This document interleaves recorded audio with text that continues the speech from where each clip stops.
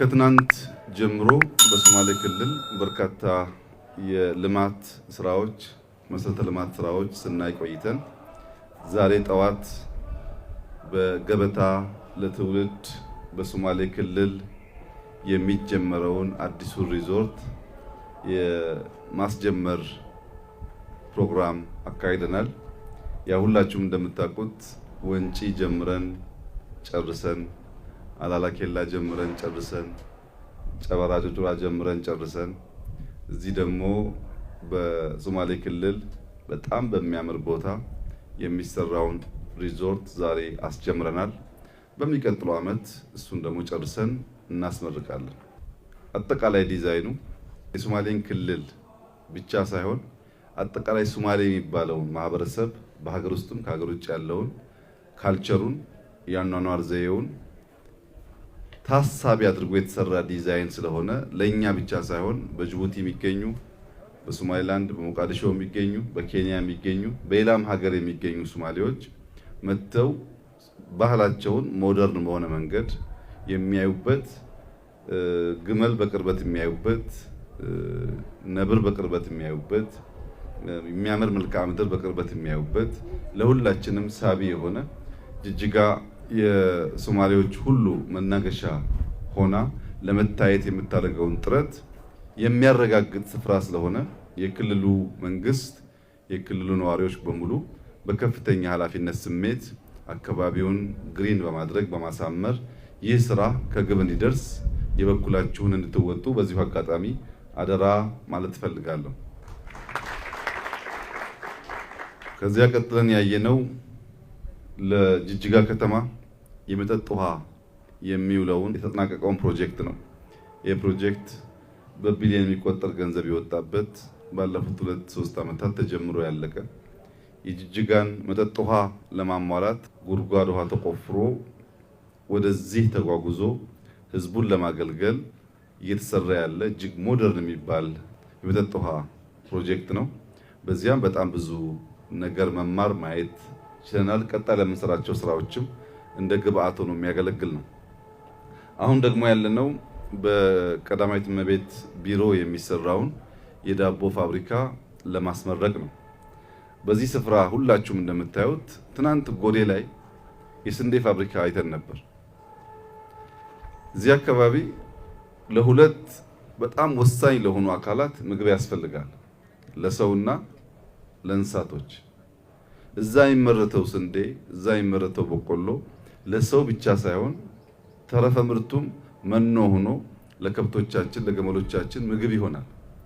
ያመረትነው ስንዴ ብዙም ርቀት ሳይሄድ እዚህ መጥቶ በዚህ ዱቄት ፋብሪካ ዱቄት ሆኖ በቀን 300,000 ዳቦ አምርቶ ምን ያክል ተማሪ ምን ያክል ወጣት ቢያንስ የጅጅጋን ግማሽ የሚጠጋ ህዝብ በቀን ዳቦ የሚያገኝበት ፋብሪካ ነው።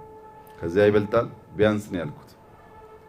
በጣም ፕራክቲካል የሆነ የእያንዳንዱን ሰው ቤት የእያንዳንዱን ሰው ጓዳ የሚነካ አምርተን በአግሮ ኢንዱስትሪ ዘመናዊ በሆነ መንገድ ደግሞ ለምግብነት አውለን እዚሁ ደግሞ እንደገና ከስንዴ ፋብሪካ የሚወጣው ተረፈ ምርት መኖ ሆኖ ተዘጋጅቶ ለከብቶች ምግብ ይሆናል።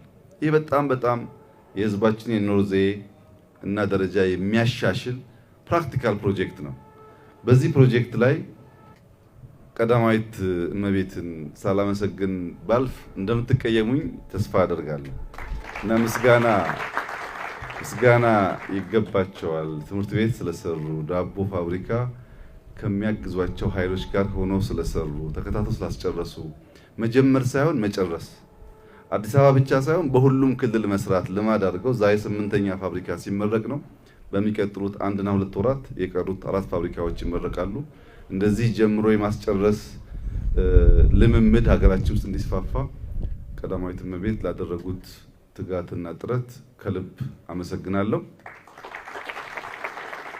እንደዚሁም የፕሮጀክት ከእሳቸው ጋር ሆነው እንዲሳካ ሼክ መሐመድ አላሙዲን ባለበት ቦታ ሆኖ ከሚያገኘው ሀብት ከሚያገኘው ገንዘብ ድሮ ከነበረው አሰራር በተለየ ሁኔታ ሀብቱን በመላው ኢትዮጵያ በዚህ መንገድ ደሃ ጋር እንዲደርስ እየረዳ ስለሆነ ለጤንነቱ፣ ለሰላሙ ወደ ሀገር ለመብቃቱ ዱዓ እንድታደርጉለት እሱም ባለበት ስፍራ ሆኖ ልክ እንዳለ እሱ እንዳለ አድርጎ የሚሰሩ ወንድሞች ልጆች ስላሉት ገንዘቡ ቁም ነገር ላይ ድሃ ማገዝ ላይ በሱ እምነት ልክ ዘካ እያወጣ ስለሆነ ባለበት ከፍተኛ ደስታ ሊሰማው ይገባል።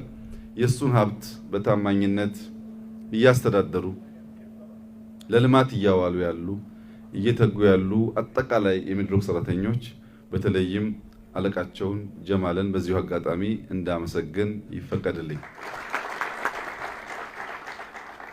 አቶ ጀማል ሼክ መሐመድ አላሙዲን ያለው ሀብት በብዙ ሰዎች ሲዘረፍ ሲሰረቅ ለመጠጥ ላልባሌ ነገር ሲውል እንደዋለ መላው ኢትዮጵያ ሕዝብ ያውቀዋል። አሁን ያ ነገር ትክክለኛ ወደ ሆነ ነገር እንዲውል ሕዝቦች በየቀኑ ዳቦ እየበሉ ዱዓ እንዲያደርጉለት እንዲያመሰግኑት እድል ስለፈጠርክ ታማኝ ሰራተኛ ስለሆንክ ልማት የምትወድ ስለሆንክ በየቦታው ተሳተፍክበት በሚያስደንቅ ሁኔታ የወደቁ ፕሮጀክቶች እያነሳህ ልዩ ጥረት እያደረግክ ስለሆንክ ኢትዮጵያውያንም የኢትዮጵያ መንግስትም አንተንም ልክ እንደ ሼክ መሐመድ አላሙዲን በእጅጉ ያመሰግናችኋል። ነገር ግን ለሼክ መሐመድ አላሙዲንና ለጀማል በዚሁ አጋጣሚ ጥሪ ማቅረብ የምፈልገው የኢትዮጵያ ከተሞች 12 አይደሉም። ሌላ 12 15 ከተሞች መጀመር አለብን። ተባብረን ፋብሪካ እያስፋፋን መጀመሪያ ማዳረስ፣ ቀጥለን ደግሞ 2-3 ማድረግ እኛን ተከትለው የሚሰሩ ሰዎች እስኪፈጠሩ ድረስ አርያ ሆነን መስራት ስለሚኖርብን በሚቀጥለው ዓመት እቅዳችሁ ውስጥ ገብቶ ማስፋት አለብን። እናንተም መስራት አለባችሁ። ድሃ ደግሞ መብላት አለበት። ድሃ የሚያበላ ስራ በጣም ጠቃሚ ነገር ነው። ይሄ ፋብሪካ ጀማልም እንደ ጀማል ያሉ ታታሪ ኢትዮጵያውያንም እንደ ሼክ መሐመድ አላሙዲን ያሉ ደጋግ ሀብታሞችም እስካሁን ከሰሩት ስራዎች ይበልጣል። ጀማልን ኮንፈረንስ ስላለብን አፍሪካ ዩኒየን ስብሰባ ስላለብን 50 መኪና ግዛ፣ ሆቴልን አምጣ፣ ድግስ ደግስ ብንለው እምቢ አይልም። ላለፉት 20-30 ዓመታት ለመንግስት ይሄ ነው ሲያደርግ የቆየው። ባለፉት 5 ዓመታት አንድም ቀን ድግስ ጠይቀን አናቅም። አንድም ቀን መኪና ጠይቀን አናቅም። እኛ የምንጠይቀው ለድሃ የሚሆን ዳቦ ቤት እንስራ፣ ተባብረን ድሃ የሚመገብበትን ቦታ እንስራ የሚል ጥያቄ ነው ለጀማል። ሌሎችም ሀብታሞች አለ። ከዚህ አንጻር ጀማል ለድሃ የሚሰሩ ፕሮጀክቶችን እንደ ቢዝነስ ተቋም ነው የሚያስባቸው። ጅጅጋ ውስጥ ዳቦ ፋብሪካ ብቻ ሳይሆን የድሃዎች መመገቢያ ስፍራም ሰርቷል። ሲሰራ ግን ልክ ትርፍ እንደሚያገኝበት እንደ ቢዝነስ ክትትል እያደረገ ስለሚመራ ነው ውጤታማ የሆነው። ለዚህ ከፍተኛ ምስጋና አለን። በድፍን ኢትዮጵያ እንደዚህ አይነት ስራ እያስፋፋ ነው ያለው በልማቱም በእርዳታውም።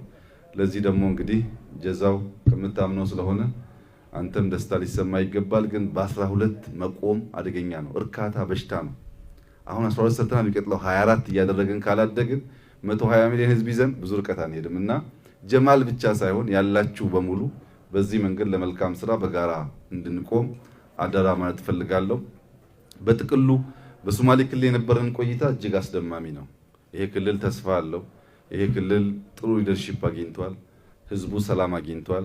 እስከዛሬ አጋር ነበር። አሁን ደግሞ የልማት ምልክት፣ የልማት ምሳሌ ሌሎች መጥተው የሚማሩበት ክልል እየሆነ ነው። ትናንትና የእናንተን ሆስፒታል ስንጎበኝ ከአዳማ ሆስፒታል ልምድ ሊወስዱ ሰዎች መጥተው ሶማሌ ክልል ውስጥ ነበሩ።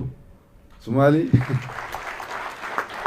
በአማካሪዎች ይተዳደር ከነበረበት ሁኔታ ወጥቶ ሆስፒታል ሰርቶ አጋር ሳይሆን ዋና ዋና የሚባሉ ክልሎች መጥተው ልምድ የሚወስዱበት ትምህርት የሚቀስሙበት ክልል መሆኑ ለሁላችንም ኩራት ነው። ከሁላችን በላይ ግን ፕሬዝዳንታችን አቶ ሙስጠፌ ዑመር ከፍተኛ ምስጋናና ክብር ይገባቸዋል። ዘሆል የእሳቸውን ቲም በዚሁ አጋጣሚ እጅግ አድርጌ አመሰግናለሁ። የሶማሌን ክልል በጣም አድርጌ አመሰግናለሁ። አደራ ልላችሁ የምፈልገው ባየሁት በጣም ደስ ብሎኛል፣ ግን ጅምር ነው። ባየነው ደስ አለን ማለት በቃ እንተኛ ማለት አይደለም። እና አቶ ሙስጠፌ የሰጧቸው አሳይመንት ከጅጅጋ ኤርፖርት ጀምሮ እስከ አፈ ጉባኤ የተሰራበት አዳራሽ ድረስ ሙሉ መንገዱን ግሪን ማድረግ፣ ሙሉ መንገዱን ከፌዴራል ጋር ተባብረው 2 ዌይ ማድረግ። ወደ ጅጅጋ ይመጣ ሰው መጀመሪያ ሲያርፍ ኤርፖርት ነው የሚያርፈው። ከዛ መንገድ ተከትሎ ስለሚመጣ ደስ እያለው እንዲገባ ማድረግ በሚቀጥለው ዓመት ያን ከሰሩ በኋላ ለአጎራባች ሀገራት ለሶማሌ ተወላጆች እና ዜጎች በኳስ ጨዋታ በኮንፈረንስ ለኡጋዞች ለኢማሞች ኮንፈረንስ እያካሄዱ ጅጅጋን የሶማሌ ሴንተር እንዲያደርጉ እኛም ደግሞ ስንመጣ በየጊዜው ትምህርት እየቀሰም ደስ እያለን እንድንሄድ ሀሳብ ተለዋውጠናል። ካለ እናንተ ድጋፍ አይሳካላቸው። ማገዝ አለባችሁ። አብራችሁ ሆናችሁ ማገዝ አለባችሁ። ጅጅጋ ከተማ ውስጥ የሚሰሩ ቤቶች የግል ቤቶች አስደናቂዎች ናቸው። ነገር ግን የግል ቤት የሚሰራ ያን የመሰለ ቪላ የሚሰራ ሰው አንድ ዛፍ ካልተከለ ድንጋይ መጠፍጠፍ ዋጋ የለውም። አብዛኛው ቤት በጣም የሚያምር አጥር አለው።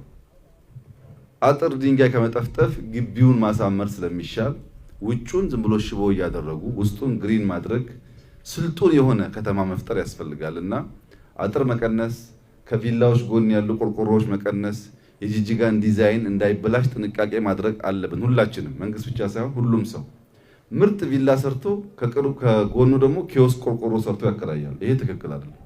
መኖሪያ ስፍራ መኖሪያ መሆን አለበት። ሱቅ ደግሞ ሰብሰብ ብሎ ወጣ ብሎ መሰራት አለበት እና ህዝቡ ራሱ ትክክል አይደለም፣ ዛፍ ትከሉ፣ ወክወይ ስሩ፣ ንጹህ መሆን አለበት ማለት አለበት። ያን ካደረገ ሆስፒታል ሳንሰራ ጤናችን ይጠበቃል፣ ልጆቻችን ጤናቸው ይጠበቃል። ሁሉም ህይወት ከተቀላቀለ ግን ቤት እንሰራለን፣ ዛፍ አንተክልም፣ ቆርቆሮ ነው። ቆርቆሮ ደግሞ ውሃ መስመር የለውም፣ ኤሌክትሪክ የለውም፣ የሚቀጣጠል ሽቦ ነው፣ የሚቀጣጠል ቱቦ ነው። ከዛ ደግሞ በሽታ ነው። ከዛ ደግሞ ሆስፒታል እንሰራለን። መልሰን ቪሸስ ሰርክል ነው። እንደዛ እንዳይሆን አደራ አላችሁ። የምፈልገው ነገር ከኔቸር ጋር መስማማት፣ ንጹህ ከባቢ መስራት፣ ለልጆቻችን ንጹህ ነገር መተው አለብን። ጎዴን ይዛችሁ ስንዴ የሚለምን ሶማሌ ክልል መስማት አሳፋሪ ነው። የሶማሌ ክልል 10 ሚሊዮን ሄክታር ሊታረስ የሚችል አረብላንድ አለው። 4 ትላልቅ ወንዞች አሉት። ከዚህ 10 ሚሊዮን ውስጥ 25% 2.5 ሚሊዮን ሄክታር የሚሆነው በኢሪጌሽን መልማት ይችላል። 2.5 ሚሊዮን በሄክታር 40 ኩንታል እንኳን ብናገኝበት በአንድ በጋ 100 ሚሊዮን ኩንታል ማምረት ይችላል ማለት ነው። ሶማሌ ክልል 100 ሚሊዮን ኩንታል ሶማሌ ጨርሶ አይችልም፣ ኤክስፖርት ማድረጉ አይቀርም። እና እኔ የሚናፈቀኝ አቶ ሙስጠፌ ግብርና አስፋፍተው ለሶማሊያ መንግስት፣ ለጅቡቲ፣ ለሶማሌላንድ፣ ለሌሎች ወንድሞች ህዝቦች ሶማሌ ክልል ረዳ የሚሉበት ዘመን ማየት እናፍቃለሁ። በርቱ።